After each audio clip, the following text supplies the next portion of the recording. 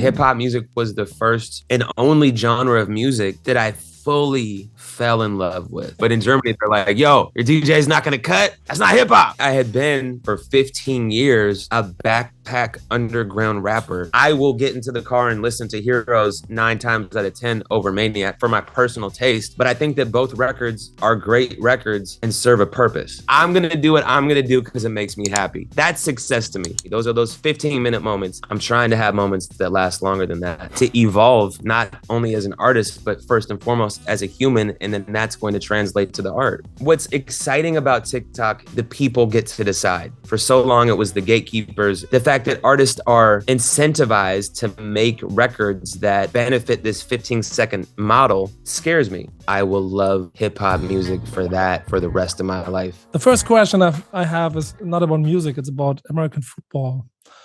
Because I mentioned you're part owner of the Seahawks, is it right? Or you're related to football, of course, and in Germany and went big within the last years. Have you mentioned the Munich game with the Seahawks last fall? No, yeah, there was a game in Munich, wasn't there? Yeah, it was. And the thing was, American football is very big in Germany and they have a huge fan base here. So I was surprised that maybe you would be there in Germany to watch the game. Oh man, I can barely make it down the street to watch the games when they're playing in Seattle. So I wasn't gonna fly out to Munich, but I definitely watched it. I watched it on TV. Actually, you know what? I feel like we were in some crazy time zone when that game was happening. So I actually don't know if I watched it, but it was cool to see that. And you're saying that the Seahawks have a crazy fan base? Yes. Germany? Yeah, I've gathered that over going to Germany multiple times now. I've seen that. And you're not the first person to say it. So that's cool and really random. Yeah, and it's even funny to see how big even American football, the NFL, is in Germany right now, besides the fact that we have football, real football here, not the Right. American football. Right. How was the season for you? That's the last thing I want to know, because with somebody who is from the US talking about the Super Bowl would be even great. First of all, because of the winner, and second of all, because of the halftime show. I mean, the season for us, I think it was a season that we were expected to fail massively. Everyone thought that we were going to fail. And we made it to the second round of the playoffs. That was a massive W. Gino played fantastic. We have a great team. Of course, it hurts to lose, but I think everyone was excited about the season for the most part. Great Super Bowl. Rihanna killed it. You're just reminded of like, damn, she has hits. She has massive records. And then, of course, there's a holding call in the last minute and a half in a game, which takes a game that should be remembered as a classic and makes it a game that was defined by a shitty call at the very end. And it still has left a sour taste in my mouth around the referee. That's the same with me, and I was maybe like, okay, I'm the only person who saw this, but in Germany nobody was really talking about this. They were really excited about Chiefs, but exactly the same thing you were saying. I was a little disappointed about it. Could be a great one, but it was just a rough call at the end. So, yeah, it was a tough ending. It's at the end right into football. Yeah, the thing is, from time to time you don't have in your hand when you really want to have success with the things you're doing, and this is the switch to your career. So first of all, my question is, because even on this new album I mentioned that there's so deep rapper core in yourself. What is the reason why you started doing rapping? I think that I always wanted to be on a stage ever since I was 6-7 years old, watching Michael Jackson moonwalk. Like that was the pinnacle. That was the epitome to me, was being on stage and performing and having people watch you perform, watch me perform. Let me get on stage and do what I do. And so I remember that from being 6, 7, 8 years old and wanting to be on stage, and hip hop music was the first and only genre of music that I fully fell in love with. And I mean, and now, I fully am in love with jazz music, or, R&B or whatever. But that was the one that I like immersed myself, that spoke to me in a way that was different, that made me want to study rap music, that caused me to sit in my bed at night and play songs over and over and dissect them, and what made these songs what they are. And over time, developing your ear and starting to listen to the intricacies of the hi-hat and the bass line and how they interact in the pocket that they create. And I studied it. So, and there was just a deep seated love from the jump. And I grew up in an era where hip hop was very different than what it is now. It wasn't accessible on a mainstream level. And it wasn't, like the hip hop scene in Seattle. So fast forward to by the time I'm 14 years old, I'm like, okay, I want to start to rap. Like I'm writing graffiti. I can't break dance. And I'm like, well, let me try rapping. And this was an era, and I know, by the color of your beard and by the fact that you're German, and you guys are like preservers of like hip hop, like the elements, like the four elements, like, like boom bap in Germany has lasted the longest, probably, up. It wasn't until like a couple of years ago when I was like, oh, okay, they're finally like, it's changed from just like straight up, like, this is hip hop, and now like the kids are turning up like this. But it took a minute, and I love that Germany held on to like the true dusty, digging through the crates, sample based hip hop music that I grew up with. So anyway, that's a bit of a sidebar, but that's been great to see over the years. Be like, damn, like I remember it wasn't in Germany, but it was somewhere in Europe around there, where like we showed up to a show. I think it was in Prague, and they were like, wait, your DJ's not scratching? And I was like, no, he just uses Serato, and there's not really scratching. And they couldn't believe that the DJ wasn't scratching. And I was like, yo, no one in America cares about this shit at all anymore. But in Germany, they're like, yo, your DJ's not gonna cut. That's not hip hop. Yeah. That was at a hip hop camp, and I was there at the same time when Yes, you were performing that's it. there. That's exactly it. Yep. And you know what is even a funny story, because I mentioned that they guys booked you right before the great success, and the book. Oh, This yeah. is a real hip hop Yep. festival, and they booked you because Yeah. of the reason that you are real rap guys. And Yeah. then you came to this festival, and the whole world was blowing Right. away after Yeah. a couple of songs. Yeah. Can you tell me how it was for you within this shiny pop world of everybody loves you, standing there and recognizing people that in front of the stage have the same mindset, maybe like this young guy from Seattle had?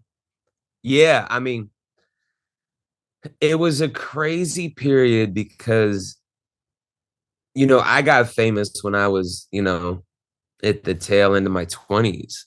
And like tail end of my 20s. Talking about 29. And that it was up until that point, I had been, for almost, for 15 years, like a backpack underground rapper up until this point.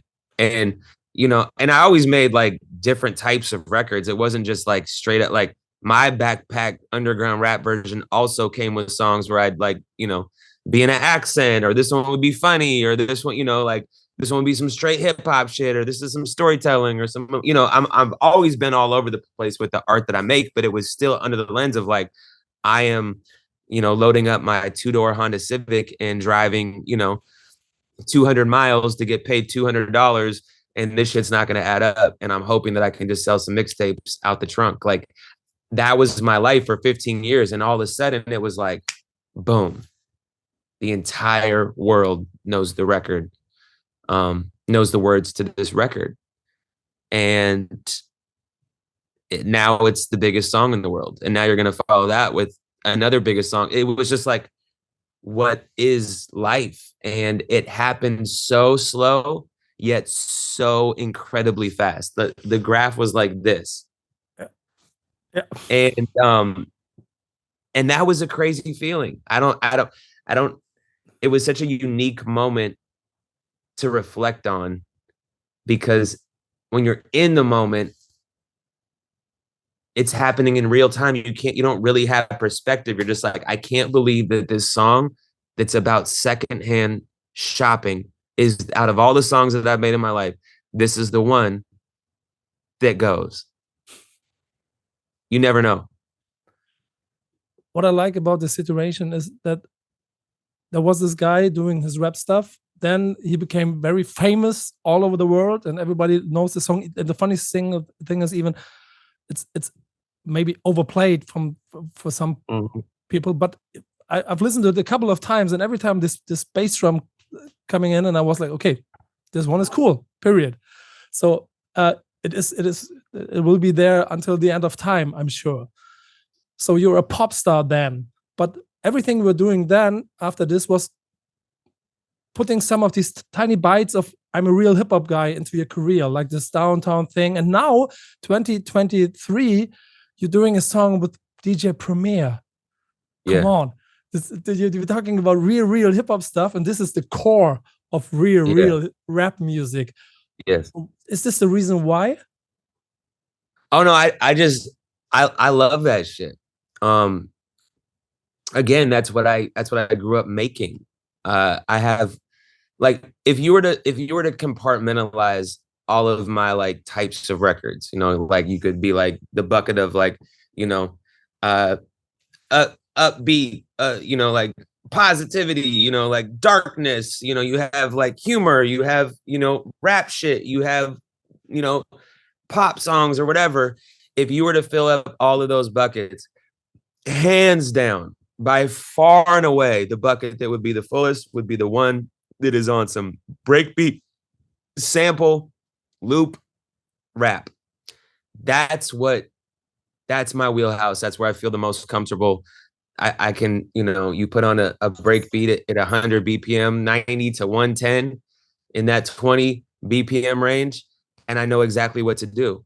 And yet I also wanted to push, but I don't, this is the thing. That song is not written because I'm like, yo, I gotta remind motherfuckers like what I can do. I just woke up one day and went in the basement and made a song. Like that's not some extra shit. That's not like, oh God, this has to sound like 1996. It's like, no, like this motherfucker just sounds like 96, and like let's make the best version of this record. And so it's effortless. You know, there's not any thinking to that. There's so much more thinking to a song like Maniac, like probably like the poppiest song on the album. There's so much more thinking that goes into that record. And maybe that's why I don't know if you could say it's not as good. Like I will get into the car and listen to Heroes 9 times out of 10 over Maniac for my personal taste. But I think that both records are great records and serve a purpose. And to me, that's what balances out an album, is that yin and yang, that light and dark, that like that heaviness, that those different eras, being the full spectrum of what has inspired me.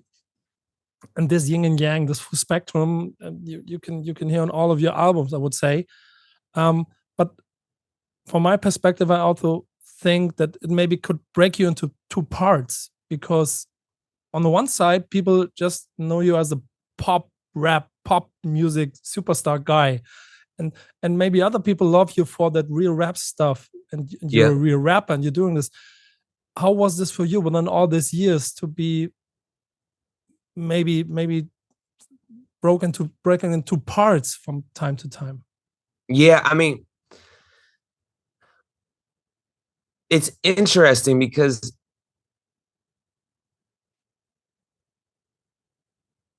there are people that get it. Like, I feel like even you being able to be like, you've done this here on all your albums. Like now at this point, I've been putting out albums since I was, 18 years old, 17 years old. Like at this point, if you followed my career, if you've actually listened to not just the singles, but like the actual albums, the through line is that all of these albums are this full spectrum version of a human. Because if I was only like, you know what, and granted, like, I think probably the next thing that I'd want to do is, if anything, is do like an EP of just some straight rap shit. But in terms of like, yeah, I kind of lost my train of thought. But yeah, the full spectrum of both sides, like that's what's consistent. If I was just to be like, yo, I'm only doing this one thing, or I'm only showing people this side of my personality, I don't know. I think that it can work really well for like, for branding and marketing, and you're in a certain mood, so you can put on one album that kind of like has that full mood of it and just listen to it front to back. Like, I'm just not that dude. I'm not that consistent. I'm all over the place. I am a Gemini that you know, has always just pulled from different places, and I've never wanted to fit into a box. Like, the minute that you're like, oh, word, like, you know, people are like, oh my God, like, Heroes, you know, he's doing some real rap shit. Like, see, I told you, like, you know, we just had it wrong. Like, Thriftshop was the only thing that we, you know, it's like, okay, word. You think that that's where we're going? Here's No Bad Days. Probably the second poppiest song on the album. That's coming next. Like, I don't care. I don't give a fuck. You know, and if you just want to listen to rap shit, great. If you don't, if you want to judge me for making a song in a British accent and then going into grime, that's great too. I really don't care. I love both. And I get how they're polarizing for certain people, and that certain people love both, and that certain people are going to pick and choose. But at the end of the day, I'm making the art that I want to make. And if I'm not doing that, then I'm not serving the people. But was it a path to coming to this point that you don't care what people thinking about your, not even your music, but your album? Because with this, with the success, and even maybe your hunger of success, and we have to maybe to define what's your hunger of success, what your success, what the meaning of success for you is. But of course it was platinum and millions of dollars, but it also could be getting respect for your art. So Yeah. how was it for you even to find a level of giving the people this pop successful music, even like a part of the spectrum, and then the other part being the young guy from Seattle? How difficult was this? You know what I mean? Yeah, I mean, I think it's been a constant process and evolution and journey to get free of what other people think. And I think that we all go through that journey through life, right? And as we get older, we're like, oh, none of this really matters. None of it really matters.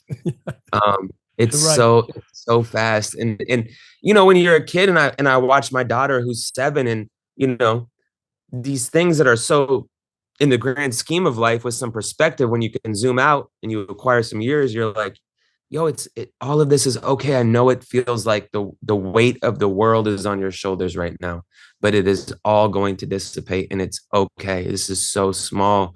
And I remember my mom telling me the same type of things. And yet when you're in it, it's like this, you know, you can only think about your shitty haircut going to school and what people are going to think about you. And like, we have to unlearn all of those behaviors as we're going through life. And we're all presented with those issues of people pleasing, of wanting to be liked, of accepted, of the desire to feel a part of something.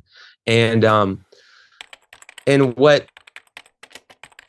always kind of like, it's always been difficult to put me in a box because of that. So it's difficult to, I think, for people to make like, oh, Macklemore is this, Macklemore is that, you know, like there's always this like, you know, where do we want to put him? And what I have realized in this journey is that those boxes aren't real. And that what is real is that music affects people. It connects with the heart. It is a means in which we are reminded of something bigger than ourselves. It taps into the core of what makes us human. And that is what I'm searching for. I am not searching for the approval of other people. As nice as it is to get respect from from my heroes over a record like Heroes, which is great. I also know that like that's a feeling of like that's a 15-minute feeling, right? That's like I read a DM from someone that I grew up listening to that likes the shit that I made. That's awesome. That lasts for 15 minutes. What lasts longer and forever is the art that actually has an impact on someone's character, on their soul, something that shapes who they are as a person because of the art that you made. And at the end of the day, this is the truth about it is, again, as nice as it is to get validated by other people, I already know Heroes is great. I already know that. I already know 1984 is great. Now, whether you like it or not, that's up to you. But I love that shit. And if I didn't love that shit, it wouldn't have ended up on my album. Like, and I realized that I'm going to play that record for some of my homies. They grew up in the era that I grew up in, and they're going to be like, what the fuck are you doing? Make another Heroes. I'm going to be like, yeah, I will. But right now I'm going to put out this shit. And I'm going to do what I'm going to do because it makes me happy. That's success to me, you know, and not just happy, but doing things that have meaning, fulfillment. That is where I find purpose. That is where I find joy, and lasting joy, not fleeting joy. That people pleasing shit, that do people like me, it is the death of the spirit. It's very interesting to listen to you talking about this point, because I think with the success you had, it could take a time to understand what it's all about, even because of the reason that everybody's telling you that you're the greatest. And like you said, your career was like this and then like that. It also went the other way around, not down, Yeah. but maybe there weren't too many people who were talking No, about I mean, One-Hit-Wonder and were not so interested in you like they were 2 years before. absolutely. I mean, I think, yeah, keep going. Yeah, just a question. How was it for you to go through that time? Because I can imagine this is tough. Yeah, absolutely. I mean, at the peak of it all, it was also the peak of the darkness too, right? Because we had this and then we had this. And when it was the ascension, it was just so crazy. You know, like that was this 6-month ascension into fame, from when Thriftshop came out into like being a global superstar. And we didn't know how to handle that shit. There's no manual for that. We weren't like, everyone was just kind of going, you know, we had a manager that had never been a manager before, you know, that was our booking agent previously. We had never known, we're independent artists, like, and we disrupted the entire music industry with the body of work that,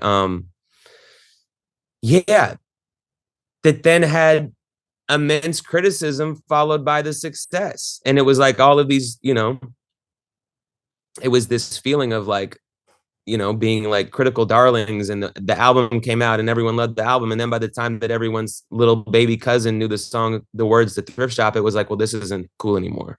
And I think that gave me something to really fight through. And, you know, you hear, you know, you, at the time, it's like, you know, something gets thrown out like One-Hit-Wonder, you know, this isn't real hip hop or whatever. And you're like, no, wait, you guys, like, I need to prove myself. I need to show you who I really am. Like, you don't get it. No one's going to ever fully get it. And what I have realized is that the music will hit who it's supposed to. I'm not in control of that. I have no idea what's going to resonate with who. That is outside of my control. And when you wave that flag, when you're like, yo, I'm powerless. I'm powerless to how people perceive me. I can only do what I feel is right in my heart. There is an immense freedom that comes with that. And you know where there's also an immense freedom? Getting another fucking hit record. And you know what I've been able to do? Get other fucking hit records. And Gemini was a massive moment for me in terms of my own, like, I told you motherfuckers, I have this shit. And I think that as that was 5 years ago, and you know, we had Thrift Shop, we had Can't Hold Us, we had Same Love, we had White Walls, and then you go into Downtown, and then that's really it off of This Unruly Mess. That was it. Nothing else really connected. It didn't work. It wasn't commercially successful. It was like, it was, people are like, he's talking about white privilege and this 9-minute song. It's just great. It was like, we did not go back after the heist and like, let's make a fucking pop album. We were like, let's make Downtown, and it's gonna be like, have all these old school rappers. It's gonna feel like a fucking musical, and we're gonna rap about mopeds and spend $1 million on the music video. Like, but there's no conventional, it wasn't that much money, but there's no conventional song structure to that. It's so unorthodox. The verses are like 24 bars. Like, it makes no sense. Radio is like, what the fuck? Like, we're gonna play this because you guys have this crazy track record with us, but like, this is a really long song. Or these, we didn't adhere to it. And I think that commercially that it didn't work. But then Gemini happened, and there's these moments of like, see, I told you. And at a certain point, I think in this process, I realized that the art is my I told you. It's not the sales. It's not, I can go platinum. I can, go viral. I can, all that shit. I've had all those moments. That's not what drives me. Those are those 15-minute moments. I'm trying to have moments that last longer than that. And that's been refreshing in this album, to put out art and to be like, I'm not attached to it. I'm not like, oh no, like Maniac didn't work at radio. I'm like, word, Maniac didn't work at radio.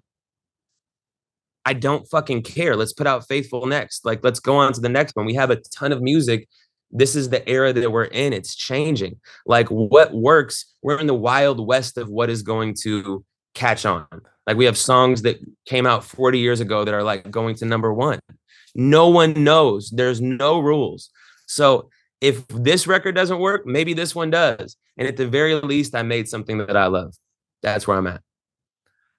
And of course, you made an album that you love, and that's what I'm realizing now talking to you. You really don't care about what people are thinking about it, but you made it even more personal to name it Ben, and you put very private topics on it. How important was it for you to do such an album now? I think that this album was challenging. Obviously COVID was a huge factor in the timeline of the album. And I think there was moments where I questioned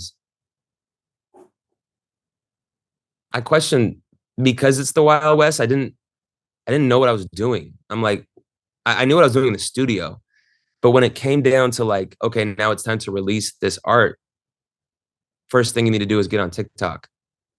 I had no idea.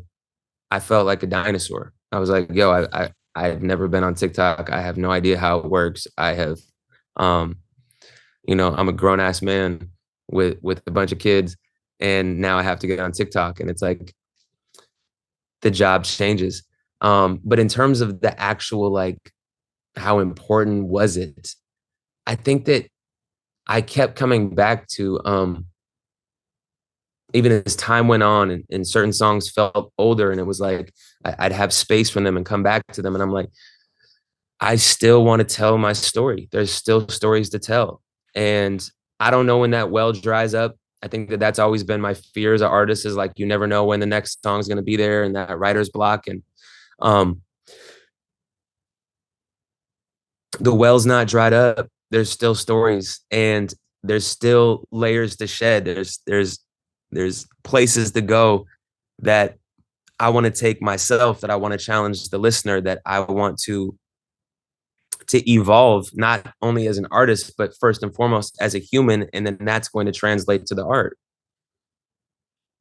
TikTok is all over the world. And like you a little bit complaining on the album, this 50-second, 30-second thing about is, of course, something that breaks the musician's heart. I know. But like you made it in the past to making people realize within seconds that this is a world hit, a world record. wouldn't you say that TikTok is even cool for you because you are good and just give me 20 seconds and I'm showing you Macklemore is making hits. So I learned that you had a little issues with TikTok and all of that, but for me, it also is like it looks perfect as a new Macklemore world for you and your music because you can give me an experience within 20 seconds. Yeah, I mean, I didn't make a 20-second song on purpose.